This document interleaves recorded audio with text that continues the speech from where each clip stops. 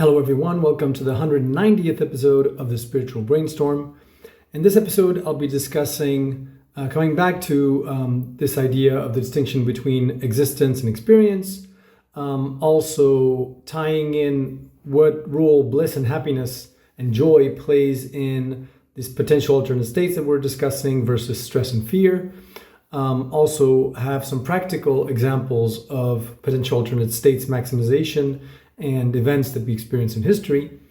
Then we're going to discuss linking temperature, photons, light, potential alternate states, and why things sort of shine light or photons depending on their temperature and what temperature is, therefore. And then also look at some spirituality and some insights that we garner from that and how we link it to this idea that things shine light or not. So the first point about the universal neutral observer or witness.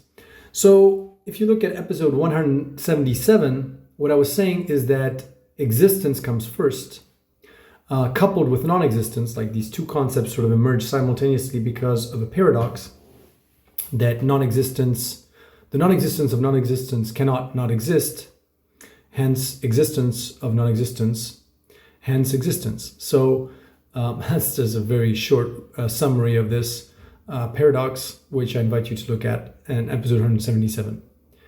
But so existence comes with an awareness attached to it, the awareness of existing as obviously nothingness in the initial state, like an empty state of mind. But then very quickly, as I was saying in episode 177, everything and nothing are sort of two sides of the same coin, and you get a sort of an infinite fluctuation between those two states. But, and also there's like this unified consciousness as nothingness and a totally dissociated or fragmented consciousness in an infinite number of parts in the everything state. And again, you need to go back to episode 177 to follow what I was saying here. But what's interesting is existence is like a universal envelope, which always kind of zooms out every time something is created out of duality or separates into two things. Then there's always existence that sort of pops out of it and enfolds whatever that duality is, which means, yes, you still have this universal observer consciousness as nothing that is there. You also have the infinite dissociated state with everything, but now you also have a witness or a kind of universal consciousness or observer that looks at that state of affairs of nothing and everything sort of entangled like that or superimposed and switching places all the time. And is now a witness to that, like it can see it as if you're outside of it, because there's nothing that can be outside of existence. And so every time you have a duality or a separation or something, then existence just unfolds it, and there is a consciousness or a witness or awareness or presence that looks at that as a totally neutral kind of witness that sees it now as part of itself. And so that's how you get your Trinity, and then your sort of the Father, the Son, the Holy Spirit, the Holy Ghost, whatever, there's many of these things that come in 4 or in 3, is that you have the nothing, the everything, and then the neutral observer or the envelope, which is existence itself, which contains those two polarities and the consciousnesses that comes with them and the state of those consciousnesses as well. And then the fourth is, when the nothing and everything consciousness kind of merge together.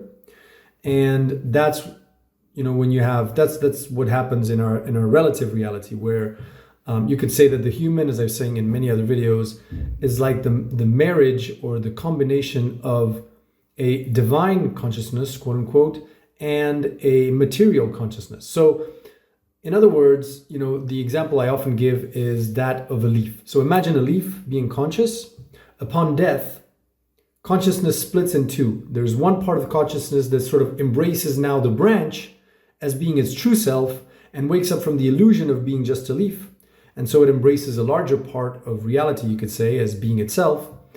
And a part of that leaf, then the consciousness sort of goes down back into the individual parts of the leaf, which wake up from the illusion or the dream of being the leaf, And now that looks like decomposition, like the leaf just like falling apart. And so the same is true for humans. Like you could say that a human is the mixture of a consciousness that was descending from this higher kind of state or infinity or whatever, and compressed itself in order to give itself the illusion of being just a human, as opposed to like the leaf to branch relationship to tree and whatnot to the forest. And one consciousness that is emergent from the ground up, from the cells and the organs that form, and then it sort of becomes this body. So you have the body, biological, material one, and the kind of quote unquote divine one, which are merged so long as you are alive. And when you're dead, those two kind of separate. And so there's one part of your consciousness which quote unquote ascends and sees things from a higher angle, and part of it that descends back into your individual cells and organs and whatnot, that wake up from the dream of being you as a human, as a one entity, and sort of resume their life as independent organisms, not part of a larger structure. And that appears as your body decomposing, because obviously the cells in your body are still alive when you die. They stop acting as if they're part of a collective whole, and many of them die because they're no longer supported by all of the systems that your body has in place for sustaining, that tremendous number of cells. So now there's the universal neutral observer or witness looks through those two consciousnesses that sort of merge together. And that's, when you close your eyes and you try to focus on just that sense of presence, that sense of presence isn't tainted by anything. It is like this totally neutral observer that'll just look at everything and just see a giant, beautiful play of light with no good, no bad, no nothing. But then the divine consciousness and the other material consciousness, those two, when they merge together, they have opinions about things. They have judgments, because either you are going more towards death or more towards life, or either you are evolving or you're devolving as a creature. And so you're doing these movements of consciousness, either becoming more sophisticated or less sophisticated. Like there is value judgment there. You could say that like there's two cross currents in our reality, one that is going from infinity towards zero, you could say, which is a force that's sort of breaking down things, like when you have those two original duality between nothing and everything, because they switch around infinitely fast, there is a movement of going from infinity to nothingness, which is kind of a destruction of what was created, a destructive force back to nothingness. But there's also a creative force that goes from nothingness towards infinity. And if you split those apart, now you have a current going in opposite directions. And you can surf those currents in order to give yourself the illusion of living in a reality that either evolves or devolves, or the end of the world, or Armageddon, or Renaissance, and everything in our relative reality is exposed to these two cross currents. That is what death is essentially. Is like when your structure can no longer surf in surfing the current of evolving forward and then just devolves backwards, and then so you could say that we're like consciousness is doing these little loops of evolving by surfing those two currents to go from one end to the other, and enjoying the whole process, or not enjoying the process. That's the whole thing. But there's always this universal observer that is there, that looks at all of this kind of neutrally, just passively observing it, this sense of pure presence. And so, also that's what's interesting is now the concept of evil or good. In the end, the process that breaks down things isn't necessarily evil, but it's just one of those polarities. It's just inevitable that you'll have a cross current. Those two cross currents just exist, just like polarities in electricity. But it is when goodness is basically when you proactively try to give more importance to the current that builds things or raises things up or constructs things or goes towards infinity, building things. And evil is when you proactively decide to surf the current in the opposite direction. And obviously those are value judgments, because when you look at nature surfs these currents quite quote unquote naturally. That's why you call it nature basically. It's like a tree while it is growing and expanding, it's not thinking, oh, I'm a saint and I'm being good to all of the cells in my, trunk and my leaves, and I'm growing as I'm supposed to, and I'm good and whatever. And then when it sort of withers, it's not saying, oh, now I'm going to surf the evil current and I'm going to destroy myself by, surfing this current of death or whatever. It is just a natural kind of, process of expansion by using the creative destructive cycles as a way to sort of, like almost renew yourself or refresh yourself as a consciousness, as you've accumulated too much baggage and maybe you've become too rigid in your way of viewing the world, and so you need to have this kind of renewal. So that's the kind of four-shaped thing. We have like the Trinity, which is the neutral observer, universal witness kind of thing. Nothing, everything, the two cross currents, and then the relative, which is the human. So now moving on to another topic is bliss, happiness versus stress and fear. Now, why is there this push towards happiness? Go back to my videos 188, 189. There's this concept of potential alternate states that I'm developing there. And if the goal is to try to embrace all the potential alternate states that you can be, that is to become who you already are, but via the experience of that, the gradual growing into that, bliss happiness is definitely an expansive state of potential alternate states. Like when you're blissful or happy or joyful, you feel like your possibilities are expansive, like you can do more things with your body, like you have more energy, you have more opportunities that offer like more motivation and to do things. Whereas when you're stressed or fearful, it's like a compression of your potential alternate state. And it's almost like a forced actualization into just this one state. Like for instance, imagine if there's a fire in your building. You are no longer thinking about, all the potential alternate states that should I play the guitar now? Should I watch a movie? Maybe I'm just going to relax in my chair. When there is a very stressful or dangerous situation, your potential alternate states are collapsed into, it's almost like a forced actualization into just this one thing, which is escape the fire. And you have only one thing in mind. It's only survival and that kind of thing. So, it's very powerful. It's almost like a focus, like a compression of all your energy into one single point. But the potential alternate states there are not there. They're not expansive. They're contracting. It's contracting the space around you. Like, you don't feel like you're on a big, vast planet. Now you feel like you're in this one tiny little building that's on fire and the rest of the world doesn't exist anymore. And so that's also why like bliss and happiness is kind of the attractor, is because although fear and stress might look like a more powerful attractor temporarily when it's there, because it sort of forces you to pierce through, all of the potential alternate states to the one where you survive. Once you're kind of settled, then bliss and happiness is what you seek because it's the more expansive kind of state. Now, looking at potential alternate states and applying this concept to humanity and things we've traversed, things that are, for instance, very controversial, like why did Europe and the scientific materialism worldview take over the world as opposed to the Chinese or the Muslim world or the Native Indian Americans in the US, like the Incas and the Aztecs and all those. And if we're talking about maximization of potential alternate states, and we're talking about, the future of kind of already existing, then imagine that you have different competing Lego blocks, right?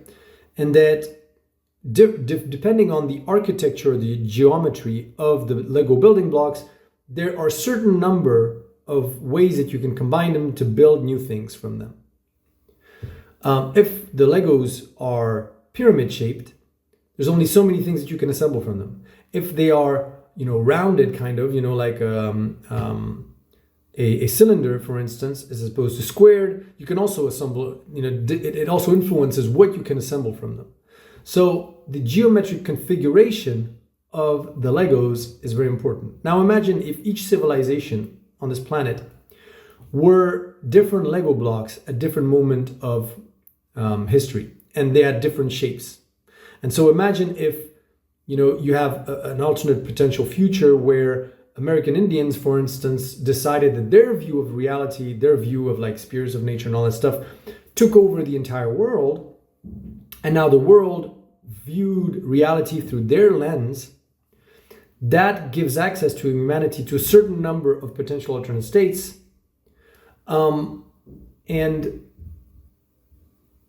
Like there's almost like this teleologic or attractor mechanism there in place, whereby it is the worldview that affords the largest possibilities of combinations between those Lego blocks without causing self-destruction or a sort of an impasse in the experience that will take over the rest.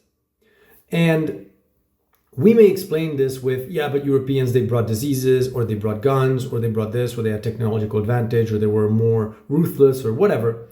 That is just a form. It's like, explaining, looking at gravity and saying, well, actually, the planets revolve around the sun because the sun is brighter. It has no link with gravity.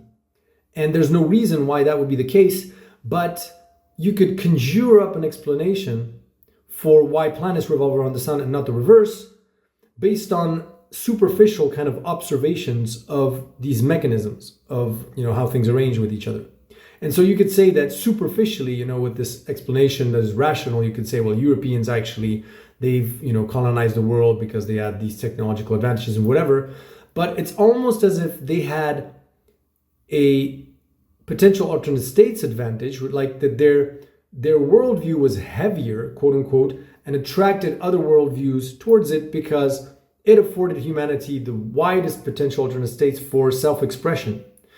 And you can view that, and escaping, self-destruction, by the way. And we've been tinkering on that edge between higher self expressions, expressions of, things that you can experience as humans, the potential alternate states that your bodies can be in, tinkering on that edge between that and self-destruction, like really, really slim barrier. So this is what I'll say is that today, it is still possible to access the potential alternate states that the native Indian Americans had at their time. Like you can still visit some of the tribes, still initiate all the rituals, and engage with, spirits of the mountain, whatever, go on these, ayahuasca trips and doing all these things. Like those are all potential alternate states for your body. Those all represent alternate states that you can be in as a body. Like every time you interact with anything in your external reality, or anytime you shift your state based on a paradigm or a belief system, all of that changes, the biochemistry in your body, inevitably. Like just me interacting with this pen or interacting with this tablet, it is changing my biochemistry, inevitably. But the thing is,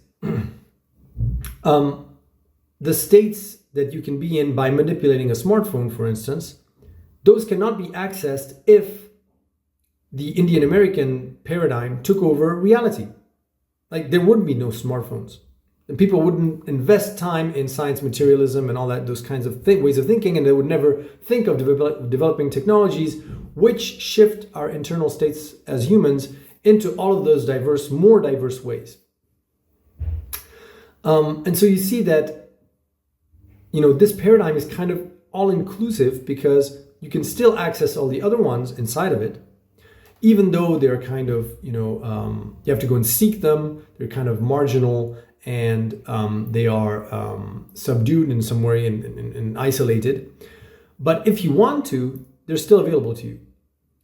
But, had, the Indians from India, for instance, and the yogis, had they colonized the entire planet, then all of the potential alternate states that we can reach via, technology and science would have not been available. Whereas all of their potential alternate states that you can do with the Kriya Yoga and all those techniques, they still exist. So you can see that it is a kind of nested logic whereby maximization of potential alternate states is what's responsible for the European paradigm spreading all over the planet, because it's something that enlarges the potential alternate states that you can be in. Moving on from this concrete real life example, so just try to see what the way that the American or native Indians must have witnessed what happened when the Europeans first set foot on their continent. Now, if you look at documentaries, they'll show you that, Europeans brought animals, brought plants, brought plenty of different things over, which spread faster than themselves and which affected the ecosystem and the Indians. But that's the form. Now look past the form and see what really happens. It is as if, imagine if a very heavy object entered the solar system and its gravity was so large that it would distort the orbits of all of the planets, and now they would be different. And so you would see massive climate change on planet Earth. Like the conditions would be completely transformed because of that, very, very heavy celestial object, and would change all the conditions on your planet just because of its increased, gravity and influence on the planets in the solar system. So the moment that Europeans set foot on the continent, it's as if like a new paradigm set foot on a continent. It's as if planet Earth was basically not unified, and there were different versions of planet Earth which were only very mildly connected, different versions with different views of what planet Earth is, that gradually converged towards the form that we see now, which is this unified three-dimensional big planet, and each of these cultures initially, before this planet was unified, it's almost like a baby inside the womb where the organs are kind of all spread out and they're not part of this cohesive organism. And all of the organs have a different idea of what the baby is. And they all think that, oh, the baby is just a giant stomach, or the baby is just a giant heart, or the baby is just a giant liver. And then at some point it sort of merges and becomes this one cohesive entity. And it's more like that. So it's almost like the planet was not the planet that we see today. It was all kinds of different versions of planet Earth viewed from the lens of all of these cultures. And then the moment where one culture that was the right one to sort of unify this into a grand organism and that represented the larger potential alternate states for the organism as such, took over and had the biggest power. So the moment Europeans set foot on the continent, you could almost see that probably from the American Indians' perspective, they were thinking, wait a minute, what's happening? The spirits of nature aren't responding to our calls anymore. And the shamans are now powerless, and they had these powers before, but now they're not working anymore. And so that's what this paradigm that is stronger, or that carries the biggest potential alternate states, that's what that paradigm has whenever it enters into the sphere of influence of one of those cultures. Like for instance, in India, if you look at like 16th, 15th, 14th century, you have accounts of yogis doing incredible miracles, from disappearing, reappearing, doing all kinds of crazy things out in the open. It's not like they went to a mountain, did their miracles, came back down and testified before the people, hey, I just disappeared, I just levitated, I just did this and that. But from the moment that Europeans sort of colonized the entire planet with their paradigm of like this scientific empiricism and materialism, then suddenly all of these miracles, they happen behind closed doors. They happen in spaces where you have to remove yourself from this kind of consensus reality, which now obeys those laws in order to experience them. And if you have people that do these miracles, often they're just parlor tricks or magic tricks if they want to generalize it and do it in front of millions of people. Or they are internal miracles. That is, people can subjectively, internally feel bliss, joy, this elation and all these kind of things. But it's an internal kind of thing. It's not like they are doing a miracle externally because the external environment is now ruled by the limitations of materialist science and that kind of vision on reality. And so you still have people that have incredible experiences and they can tell you it, but mostly in most cases, they're internalized. They are something that happens from within and that's not from without. So that's like this practical example. Now, moving on to the initial formation of space and motion. So, as I was saying in my videos 188, 189, speed and motion that's not what they are originally. They are, and even space either. So imagine if a photon was either in this state where it was 100% quote unquote certain of what it was, and that would translate as the speed of light, it's going like infinitely fast, or 100% not certain of what it should be, like what its states should be. And that would be like all of the different possible states of that photon wrapped around itself in an infinite number of dimensions superimposed right on top of that photon, because there's no reason why one state would be more likely than another. In both cases, you have no space, because you have no necessity to map out the most probable or map out the probability of the next potential state for that photon in this time or future as it shifts through different states. But now imagine if several photons need to represent their way of actualizing one's potential alternate state as opposed to another, respective to each other. So imagine one photon is actualizing its different alternate states in one specific way, and another is actualizing them in another way, and they have to create an interface for showing how those two ways of actualizing their states relate to each other. And that's when kind of the space and the speed of light is born, is that when you have one photon zooming in this direction and one photon zooming in that direction, the space where you can observe those movements emerges from the need to visualize the difference in the way those two photons are actualizing their potential alternate state between different potential alternate states relative to each other. Which means that if there were only one single photon in the entire universe, there wouldn't be no space, there would be no motion, there would be no nothing.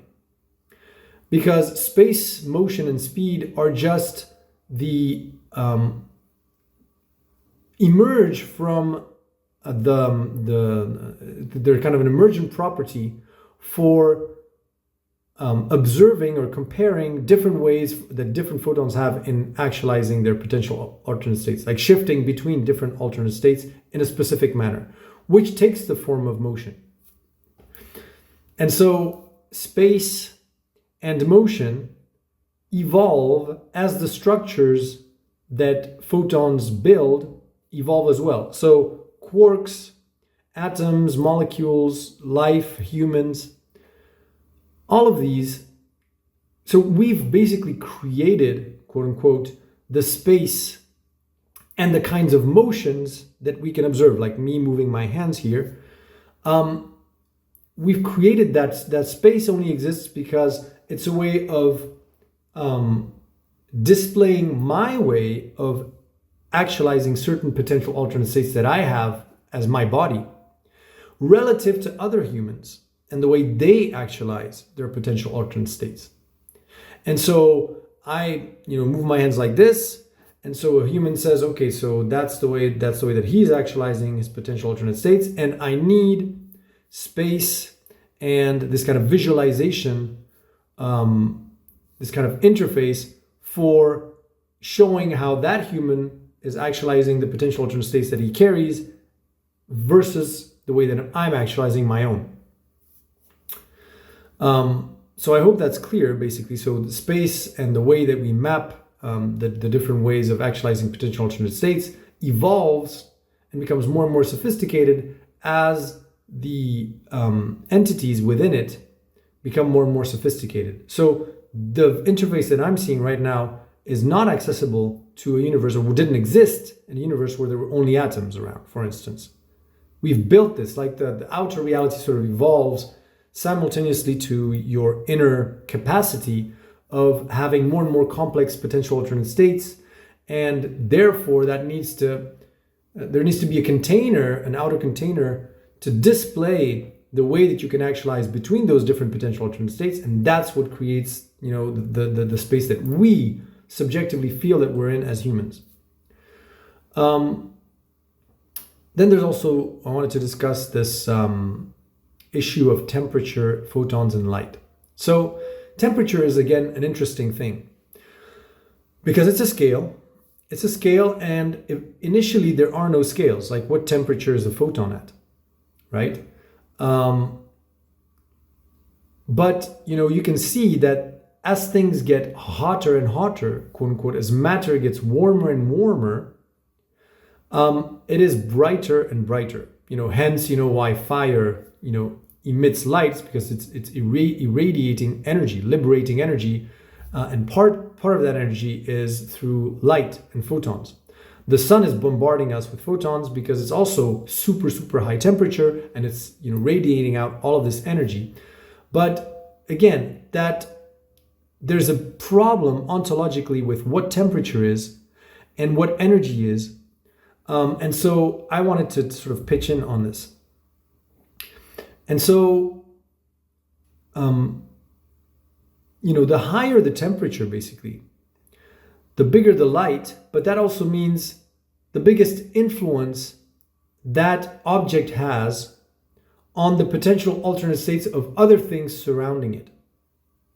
So, as I was saying, like, photons are a way to force matter into choosing between different alternate states that it's in. And if you have a very, very, very bright object, which is also very high temperature normally, very high energy in a room, it has tremendous influence on the potential alternate states of the rest of the matter around it. Now, in the opposite direction, if you have something that is close to absolute zero, it's emitting zero light, or it's darkness,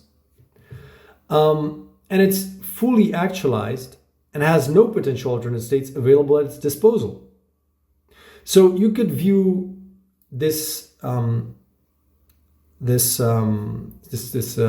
scale of temperature as either, again, this one single photon, which has all potential alternate states contained within it, which is at infinite temperature, quote unquote, which is just a way of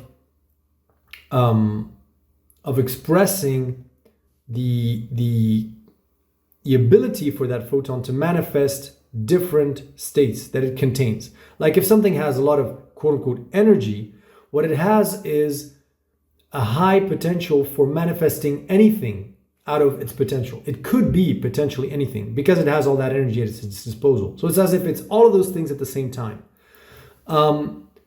Something that is at very, very high energy has the potential to manifest everything. Something that is at absolute zero has zero energy or zero potential alternate states. It's only in one state. And so you can see that, like the Big Bang, again, like it's this idea of this one super, super hot point from which everything emerges. It ties in nicely with this idea of, all the potential condensed in one point. And then absolute zero, if the universe was experiencing a heat death, it was as if that potential state that one photon was in initially is now distributed across space uniformly. And it's like this dead one-shot manifestation of all of its states but dispersed in an infinite, plane where all those states are now fixed. And so with regards to temperature, there's a few things that I wanted to add actually. So in terms of temperature in the absolute zero, it's a perfectly internalized potential alternate state, no actualization on the outside. So it's kind of shining from within, which is a matter in the state of absolute zero has the same potential alternate state as matter that is at a very, very high degree of temperature, except the potential alternate state is fully internalized, not actualized on the outside. So it's kind of contained within, which is why it's kind of obscure or dark. So there's actually no mastery in the expression of potential alternate states through actualization. And that's what visually looks like absolute zero when matter is totally inert. It's not that it's potential, because imagine a hydrogen atom in absolute zero, potentially it still has the same potential alternate state as a hydrogen atom inside of a sun, but it has all the potential alternate state is kind of contained within and locked within and not actualized without, which is not expressing or showing those potential alternate states on the outside. And when you have very, very high temperatures or infinite temperatures, let's say, it's like perfectly externalized potential alternate states with lots of actualization. So it's kind of shining without. There's a mastery over the expression of its potential alternate states through actualization. Or in other words, it can master being in multiple states. And so the effect is shining on what surrounds it, forcing what surrounds it to show more of its potential alternate state on the outside, which may be dangerous because if unstable, it could destroy the structure. So let me give you an example. Temperature is just a system for matter to organize its degree of potential alternate state actualization and the relationship or the relations between different areas of matter and how well they have mastered the actualization of potential alternate states in a stable way. So for instance, take an atomic explosion like nuclear fission. That is an unstable potential alternate state actualization. It's like an atom incapable of expressing more actualized potential alternate states in its atomic state, and then it releases that potential alternate state actualization through its parts splitting. Whereas nuclear fusion is the stable of expression of actualized potential alternate state, where a hydrogen atom can express more of what it can be, keeping its structure intact and even transcending it by creating something higher.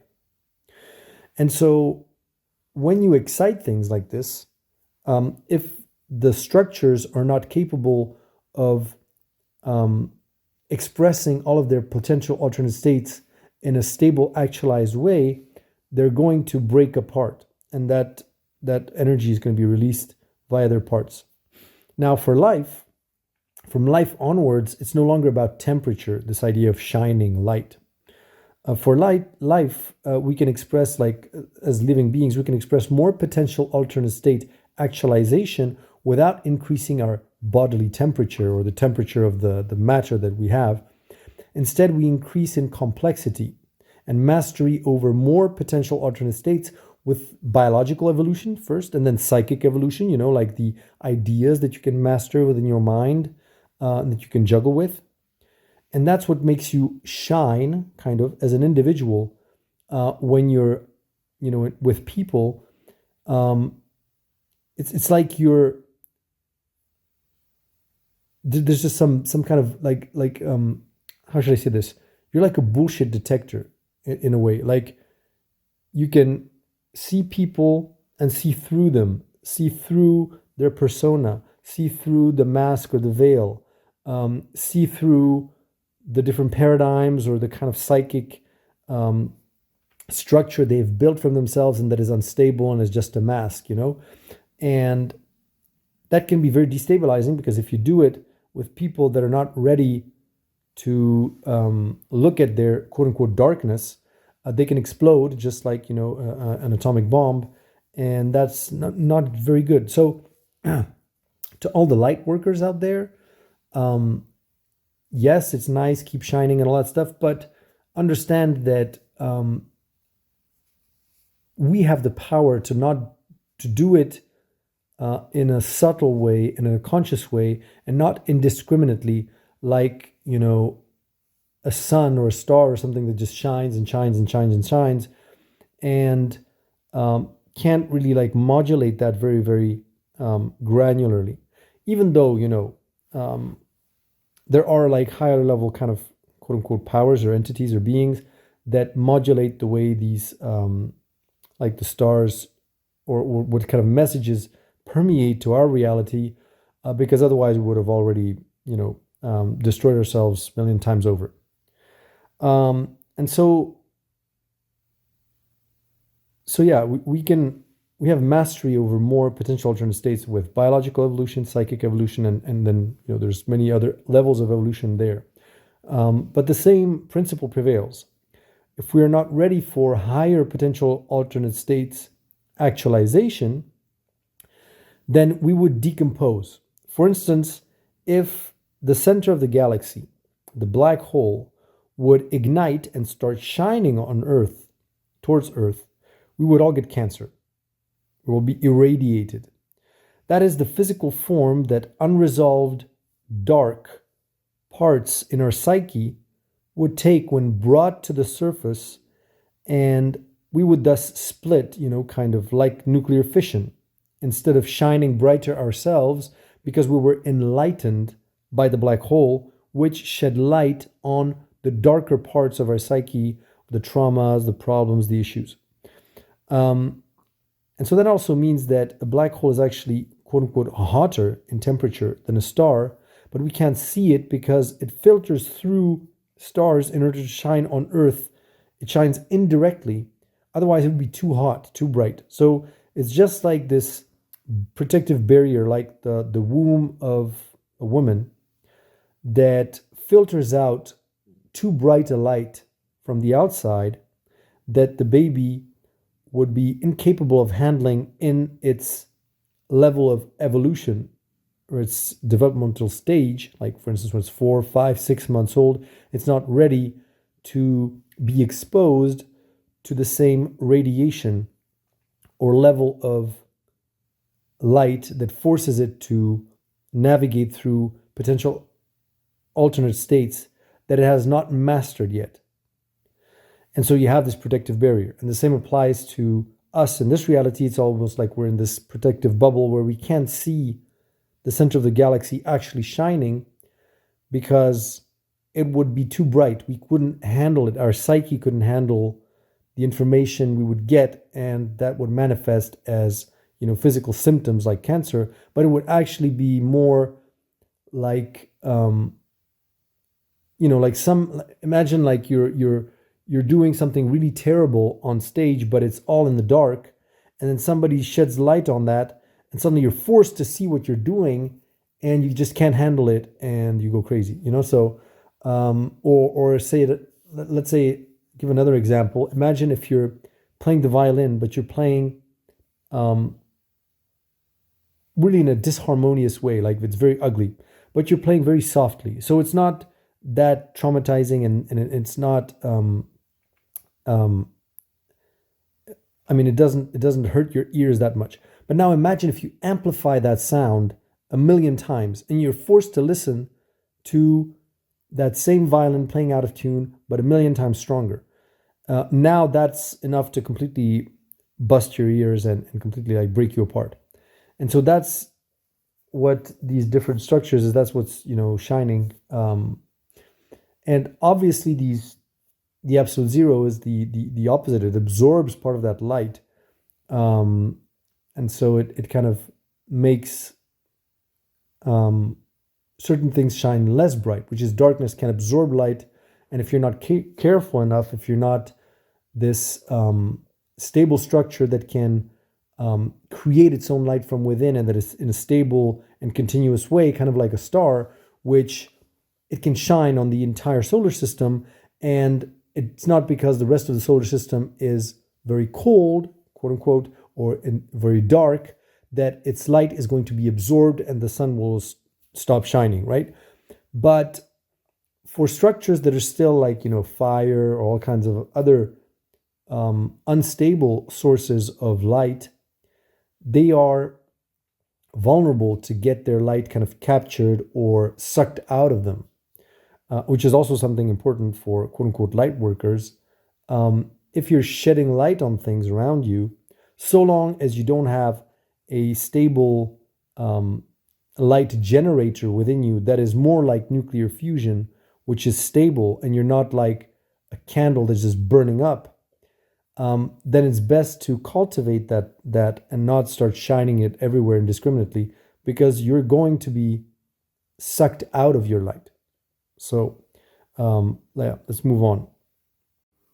So things that are brighter have more capability to actualize their potential alternate states. It's like it condenses space and creates light. So you shine light on the state of matter around you. Because like I was saying, whenever a photon touches matter and bounces off of matter, it is prompting that matter to choose between different alternate states. So imagine like matter has a number of potential alternate states at its disposal that it could be in, atoms, whatever. And every time a photon bounces off of them, it says, give me your state. What is your state? I need to know, because I can only be in one state because I'm traveling at the speed of light.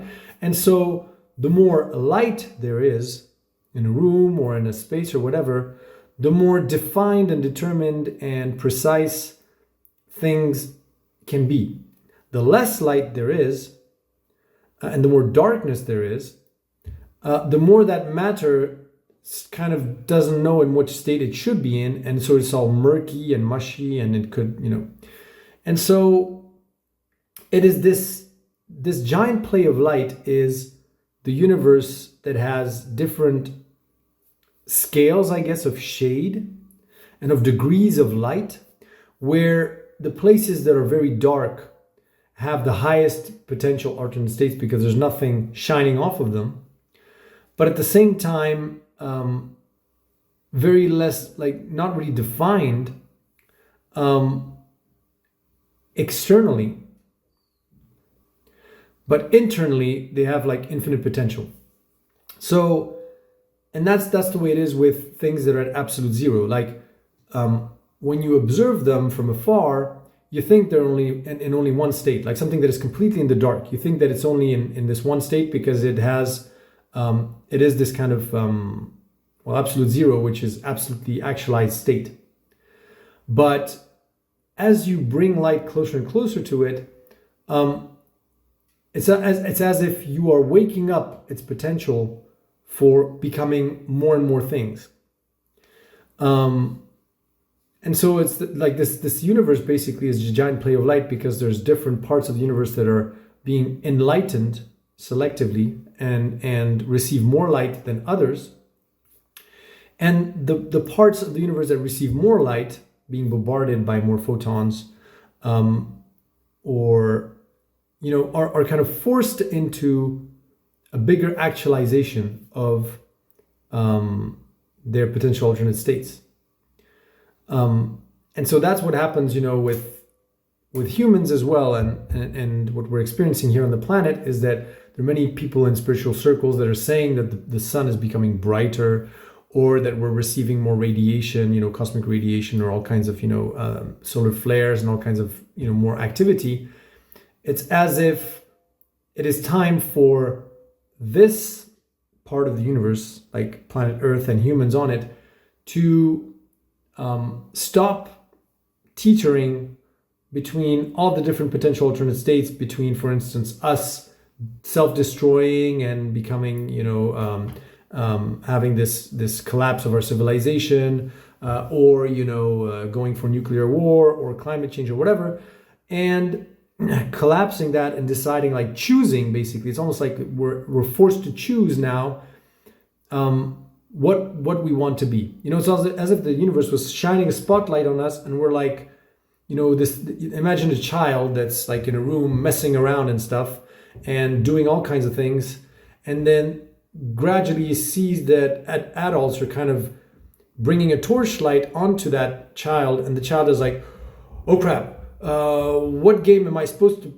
like, I have to choose now. I have to choose what game I'm going to be caught, quote unquote, playing, or what I'm going to be caught doing in that spotlight.